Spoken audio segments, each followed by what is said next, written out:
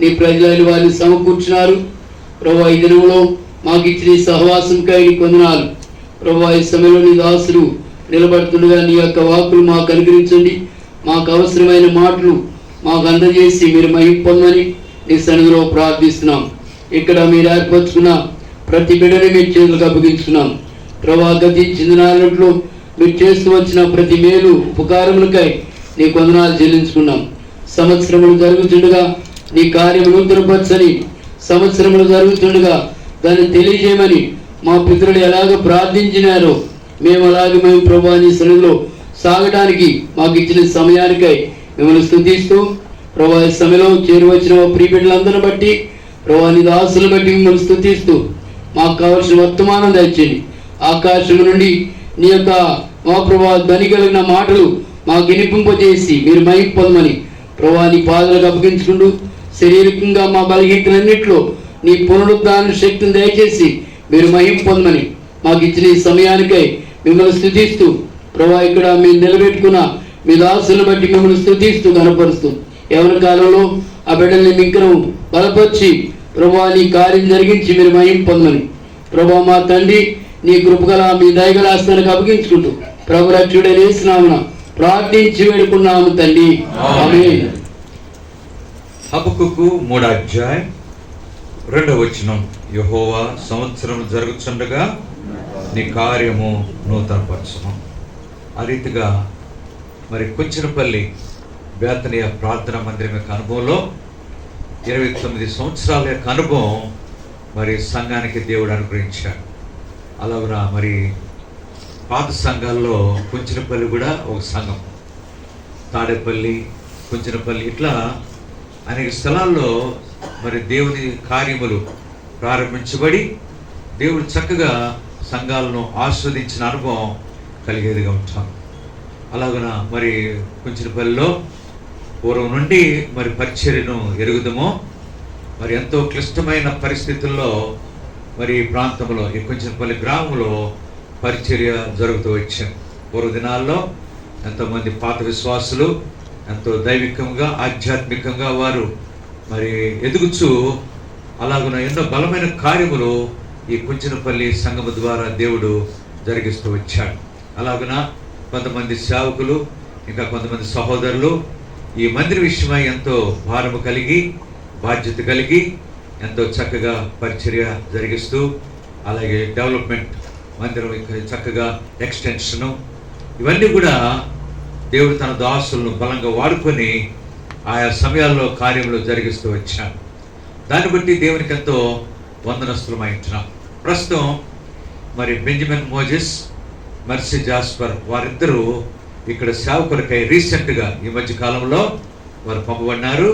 వారి కొరకును మీ ప్రాంతంలో జ్ఞాపకం చేసుకోండి. అలాగనే వారి ద్వారా ఈ ప్రాంతంలో ఇంకా చుట్టుపక్కల ప్రదేశాల్లో మరి పరిచర్య ఘనంగా జరగటానికి అలాగే బాధ్యత కలిగిన సహోదరులు, అలాగే సంఘంలో ఉన్న విశ్వాసులు, పరిశుద్ధులు, మరి సహోదరు సహోదరులు, అలాగే సంఘ క్షేమ కొరకాయి అనుదిన జీవితంలో మీరు ప్రార్థన చేయాలని ప్రభు పేరిట మనం చేస్తున్నాం.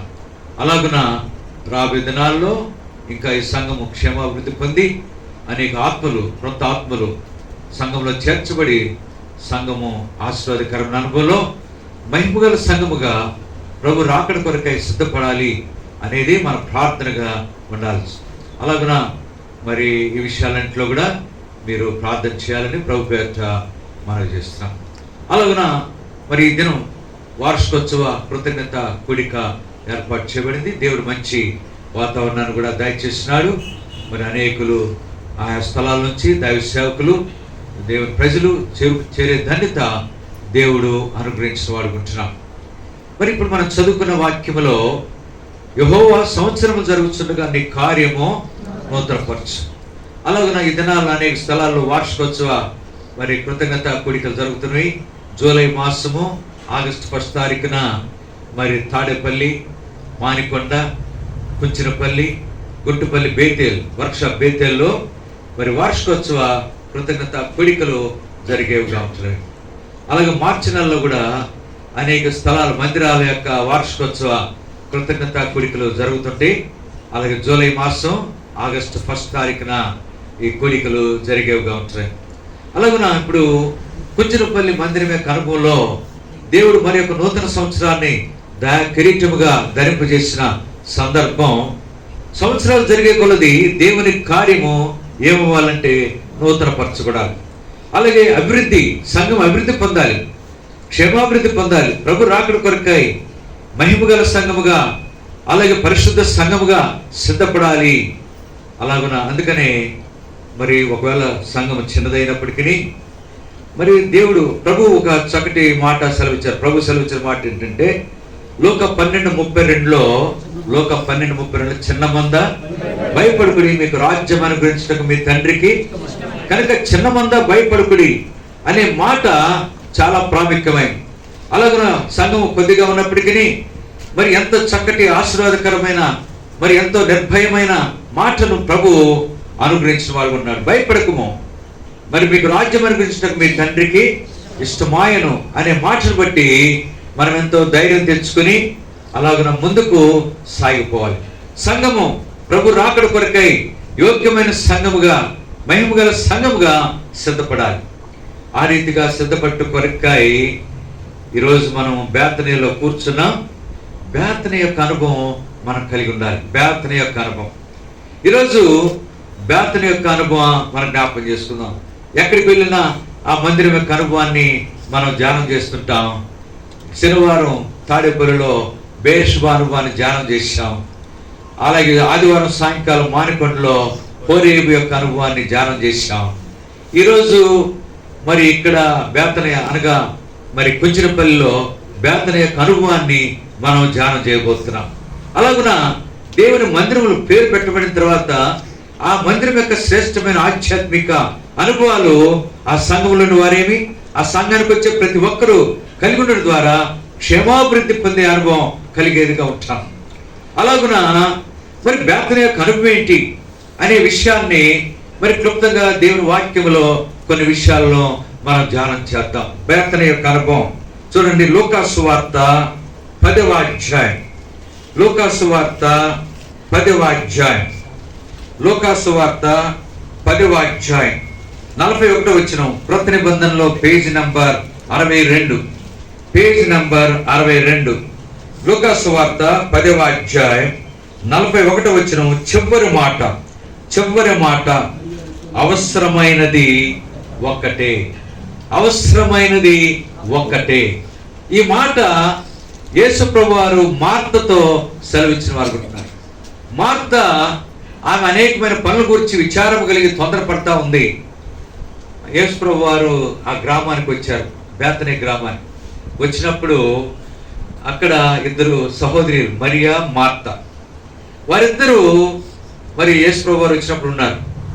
సరే, మార్తకి ఏంటంటే ప్రభు వచ్చారు కదా అని చెప్పి ఆయనకి ఏదో మంచి వంటలు సిద్ధపరచాలని ఆమె ఆందోళన చెందుతుంది.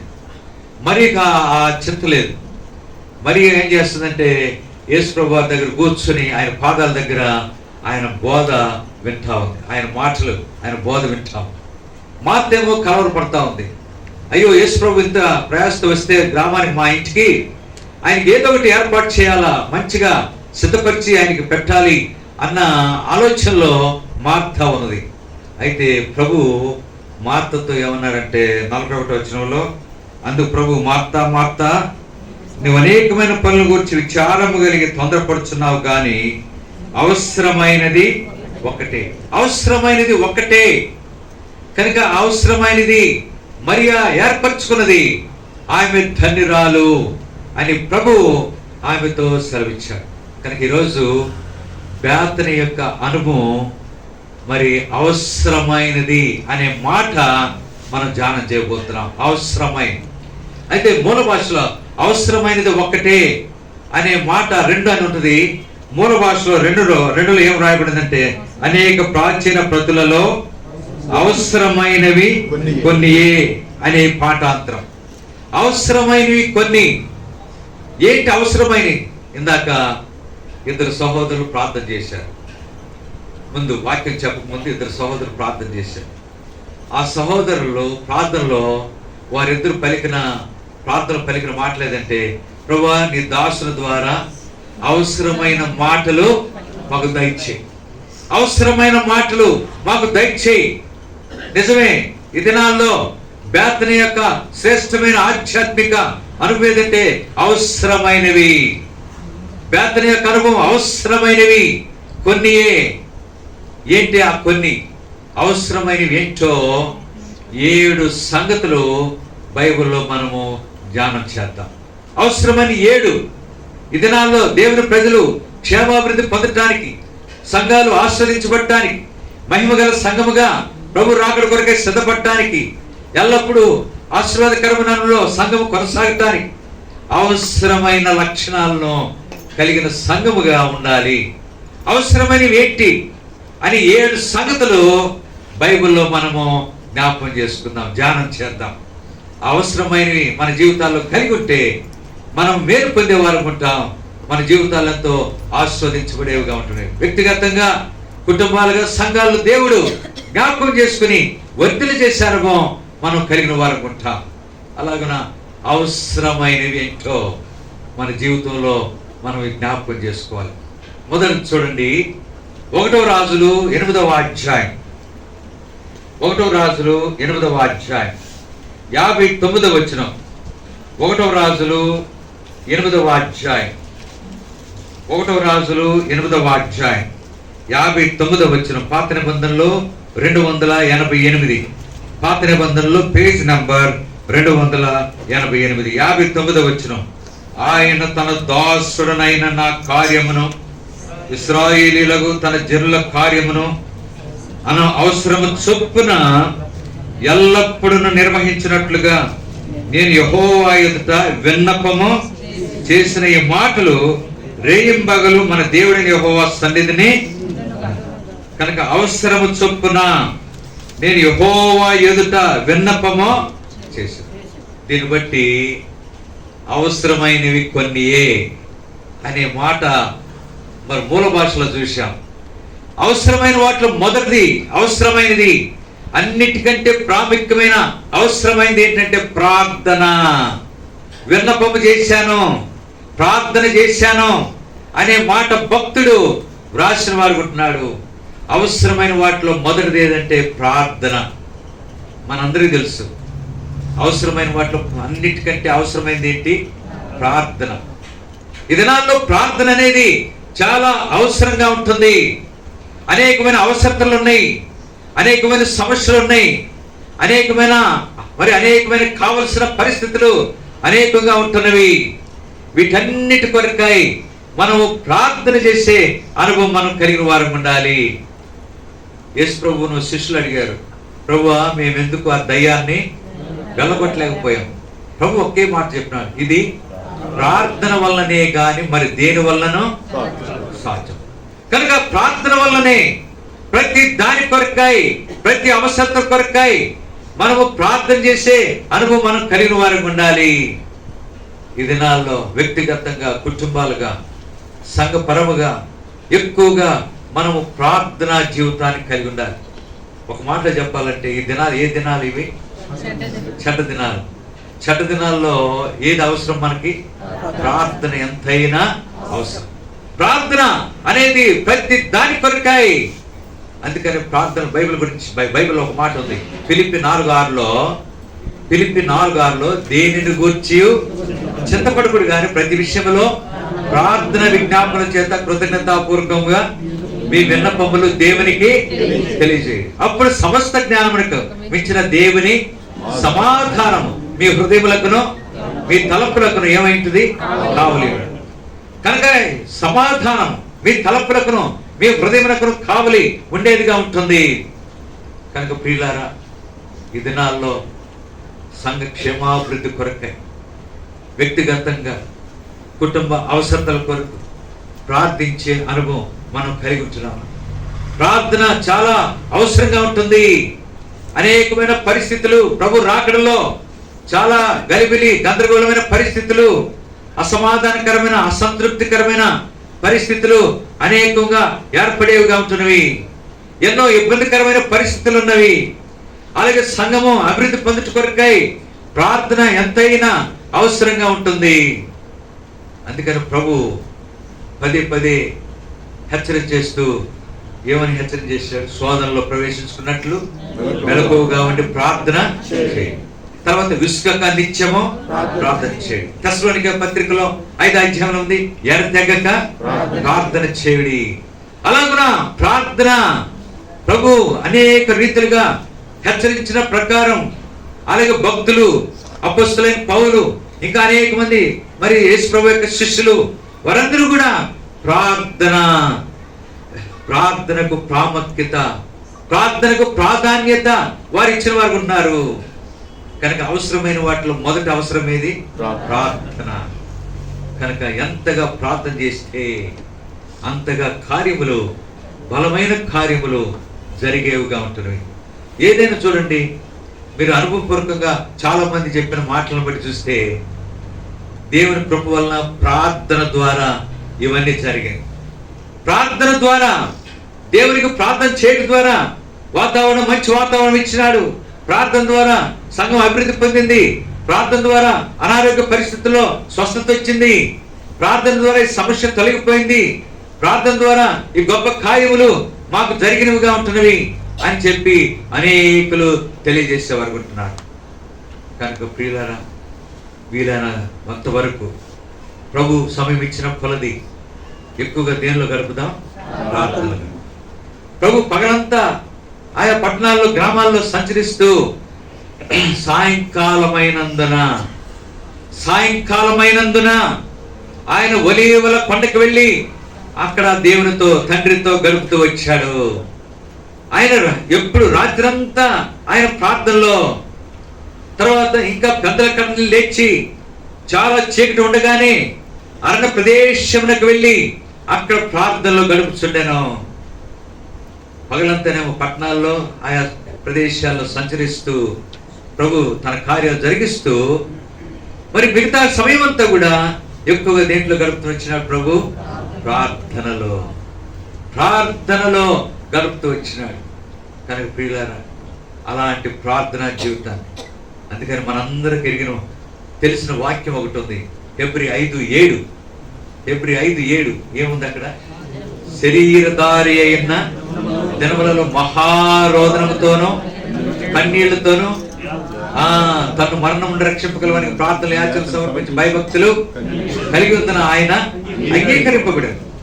కనుక ఇంకో సంగతి, మనం ప్రభు ప్రార్థన చేస్తే ఆయన చెమట నేల మీద ఎలా పడిందంట? రక్త బిందువులాగా. అలాంటి భారముతో అద్భుతమైన ప్రార్థన ప్రభు యేసు క్రీస్తు వారు చేసిన వారు ఉంటున్నారు. ప్రియ సహోదర సహోదరి, ఈనాడు మన జీవితానికి ఎక్కువగా అవసరమైనది ప్రార్థన. ఈ ప్రార్థన జీవితంలో మన జీవితం గడుపుడు ద్వారా మనకి ఎంతో మేలు మన జీవితాల్లో, కుటుంబాల్లో, సంఘంలో పొందేవారు ఉంటాం. ఏ కార్యమైనా దాని కొరకై మనం ప్రార్థన చేస్తే దేవుడు తప్పకుండా కార్యములు జరిగిస్తాడు. ఇది మొదటి అవసరం, ప్రార్థన. అవసరమైనవి బేతనీ యొక్క అనుభవం, అవసరమైనవి కొన్ని. ఆ కొన్నిట్లో ప్రాముఖ్యమైనది ప్రార్థన అనే విషయాన్ని ప్రభు ద్వారా మనకు హెచ్చరిక ఇవ్వబడుతుంది కాబట్టి ఇది మొదటి అనుభవంగా ఉంటుంది. రెండవ అవసరమైంది ఏంటి? రెండవ అవసరమైంది ఏదంటే 41వ వచనం, లూకాసు వార్త 10వ అధ్యాయం. లూకాసు వార్త 10వ అధ్యాయం. లూకాసు వార్త 10వ అధ్యాయం 40 చూడండి, 39వ వచనం. ఆమెకు మరియా అను సహోదరి ఉండెను. ఈమె యేసు పాదముల యొద్ద కూర్చుండి ఆయన బోధ. కనుక దీన్ని బట్టి రెండవ అవసరమైంది ఏంటంటే వాక్యము. రెండవది, మన సంఘానికి బేతనీ యొక్క అనుభవంలో ఇవ్వబడే హెచ్చరిక వాక్యము రెండవదిగా అవసరంగా ఉంటుంది. వాక్యము రెండవ అనుభవంలో చాలా అవసరం. ప్రార్థన ఎంత అవసరమో వాక్యము కూడా అంత అవసరం. వాక్యం. అందుకని మరియా మిగతా ఇంకో సంగతి, ఆమె ఒకటే అనుకుంది, దొరికింది మంచి అవకాశం. ఏంటి అవకాశం? ప్రభు రానే వచ్చినాడు మా ఇంటికి, ఇప్పుడు ఏం చేద్దాం, మనం దాన్ని సద్వినియోగం చేసుకుందామని ఆమె ఏం చేస్తుందంటే చక్కగా యేసు పాదములు. మార్త ఎక్కడుంది? వంటగదిలో ఉంది. మరియా ఎక్కడుంది? యేసు పాదముల యొద్ద కూర్చుంది. యేసు పాదముల యొద్ద కూర్చుండి ఆయన బోధ వింటా ఉంది. వాక్యం యొక్క విలువ మరియా గుర్తించిందిగా ఉంటుంది. ఆ వాక్యము, ఇంకో సంగతి, ఆ వాక్యం వింటే తర్వాత మిగతాయి, ప్రభు వెళ్ళిన తర్వాత మిగతా కార్యాలు చూసుకోవచ్చు. కనుక ముందు ప్రథమ స్థానం వాక్యానికి ఇద్దామన్నట్లుగా మరియా యేసు పాదముల యొద్ద కూర్చుండి ఆయన బోధ వింటుంది. ఇంకో సంగతి, యేసు పాదాల దగ్గర కూర్చుంటే ఇక కథల బుద్ధి అయిద్దా? అంతే, ఇక కదలటానికి ఏమాత్రం కూడా, అయ్యా ఎట్లుంటుందంటే నువ్వు చెప్తా ఉండు, మేము వింటాం, తిండొద్దు, మాకు ఏం అక్కర్లా, మేము అన్నీ మర్చిపోతాం. అలాగున యేసు ప్రభు వారు వాక్యం బోధిస్తున్నప్పుడు అసలు తిండి కూడా మర్చిపోయారు. ఒక పిల్లోడు 5 రొట్టెలు 2 చేపలు తీసుకెళ్ళాడు, కానీ వాటిని ముట్టుకున్నట్లేదు. మన పిల్లల్లాగా కాదు, ఆ పిల్లోడు దేంట్లో నిమగ్నైనాడు?